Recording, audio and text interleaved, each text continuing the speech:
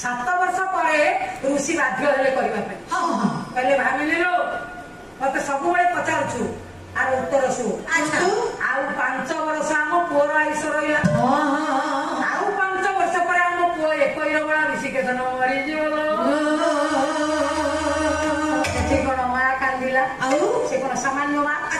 କହିଲା ସ୍ୱାମୀ ତମେ ବଡ ଭୁଲ କର। ଆରେ ଧର୍ମ କରିବା ପାଇଁ ବୟସ ଦରକାର। ଧର୍ମ କରିବା ପାଇଁ ବୟସ ଦରକାର ନାହିଁ। ତମେ ଜାଣିଛ ଯଦି ମୋ ପୁଅ 12 ବର୍ଷରେ ମରିବ ପିଲାଦିନୁ ସେ ଭଲ କାମ କରିଥାଏ।